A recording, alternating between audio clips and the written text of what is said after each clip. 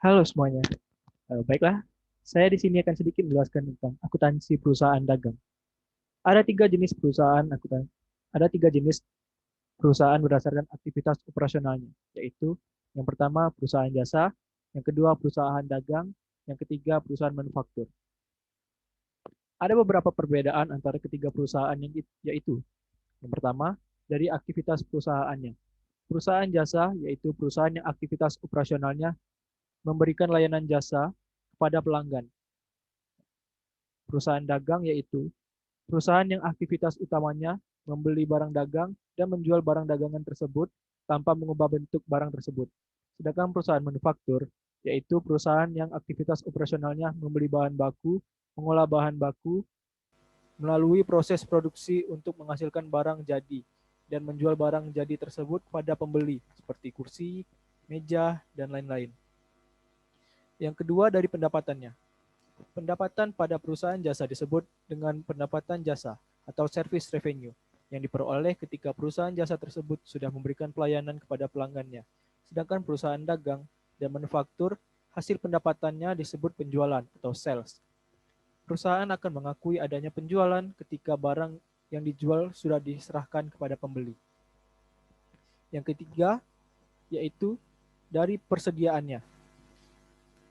Persediaan perusahaan jasa berupa perlengkapan atau barang habis pakai yang akan digunakan untuk mendukung layanan jasa yang diberikan atau layanan operasional perusahaan.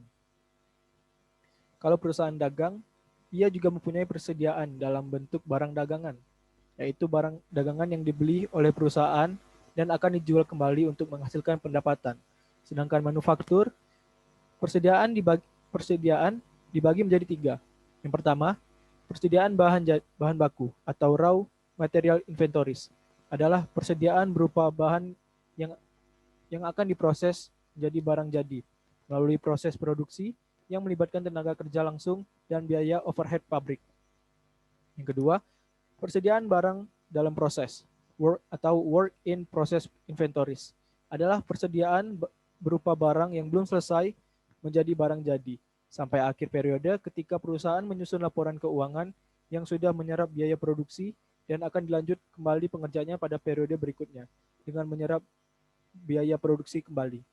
Yang ketiga, persediaan barang jadi atau finished goods inventories adalah inventories berupa barang yang sudah selesai melalui tahapan proses produksi dan siap untuk dijual kepada pembeli atau diserahkan kepada pemesan. Yang keempat yaitu pada beban. Pada perusahaan jasa, beban-beban untuk periode berupa beban-beban operasi. Pada perusahaan dagang dan manufaktur yaitu beban pokok penjualan atau HPP. Selain aktivitasnya, yang membedakan perusahaan jasa, dagang, manufaktur adalah dari perhitungan dan penyajian laba ruginya. Perusahaan jasa menyajikan laporan laba rugi biasanya dengan menggunakan single step. Dengan format single step. Artinya, pendapatan yang diperoleh langsung dikurangkan dengan semua beban untuk memperoleh laba atau rugi. Sedangkan pada perusahaan dagang dan perusahaan manufaktur menggunakan format multiple step. Perusahaan yang menyajikan penjualan dikurang dengan harga pokok penjualan untuk mendapatkan laba kotor. Kemudian laba kotor dikurangi dengan semua beban operasi untuk mendapatkan laba atau rugi bersih. HPP atau harga pokok penjualan merupakan total harga peroleh atas barang yang terjual dalam satu periode. Harga pokok penjualan merupakan akun kelompok beban, maka akan dilaporkan dalam laporan laba rugi atau nama lainnya adalah beban pokok penjualan. Dalam bahasa Inggris disebut cost of goods sold. Harga perolehan atas barang dagangan adalah semua pengeluaran yang dibayarkan oleh perusahaan untuk memperoleh barang dagangan sampai barang tersebut siap dijual.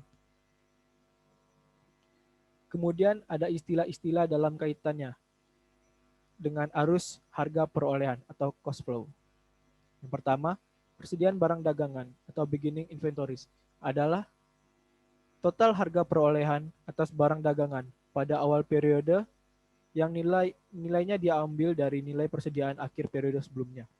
Yang kedua, pembelian atau cost of goods purchase atau purchase adalah total harga perolehan atas barang yang dibeli untuk satu periode. Yang ketiga, barang tersedia untuk dijual atau cost of goods available for sale adalah total harga perolehan atas barang tersedia untuk dijual dalam satu periode yang dihitung dengan menjumlahkan persediaan barang dagangan awal ditambah pembelian bersih. Yang keempat, harga pokok penjualan atau cost of goods sold adalah total harga perolehan atas barang yang terjual dalam satu periode.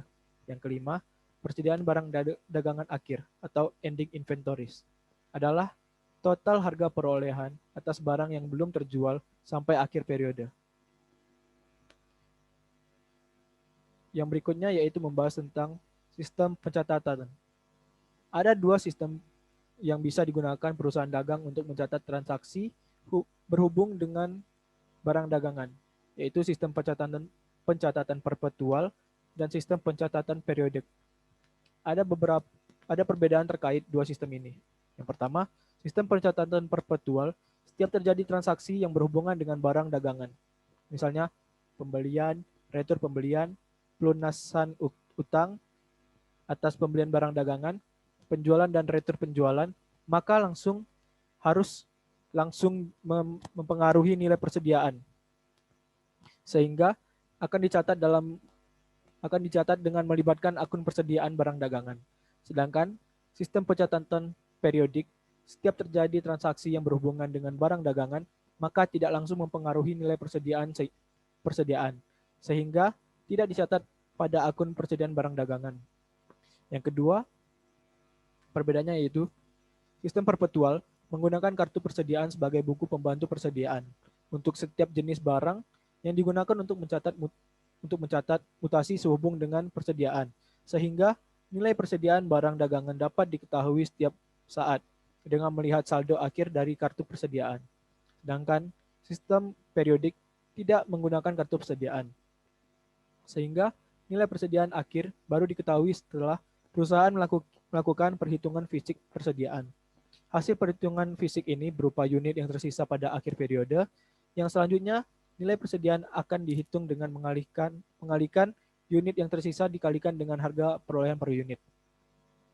Yang ketiga, yaitu sistem perpetual, harga pokok penjualan akan dihitung setiap terjadi transaksi penjualan dan akan dicatat pada kartu persediaan, sehingga harga pokok penjualan dapat diketahui setiap saat melalui kartu persediaan. Jika menggunakan sistem periodik, harga pokok penjualan baru bisa dihitung setelah perusahaan menghitung nilai persediaan akhir. Harga pokok penjualan dihitung dengan cara barang tersedia untuk dijual dikurang nilai persediaan barang dagangan akhir. Yang keempat, sistem perpetual, perhitungan fisik persediaan di akhir periode tidak wajib dilakukan karena perusahaan dapat melihat setiap saat melalui kartu persediaan. Sedangkan sistem periodik, perhitungan fisik persediaan di akhir periode wajib dilakukan. Yang kelima, jurnal penyesuaian pada sistem perpetual terkait barang dagangan akan dibuat jika perusahaan memilih tetap melakukan perhitungan fisik dan hasil perhitungan fisik berbeda dengan nilai persediaan menurut kartu persediaan. Tetapi dalam sistem periodik mutlak harus dibuat karena untuk menghapus nilai persediaan barang dagangan awal dan memunculkan nilai persediaan barang dagangan akhir.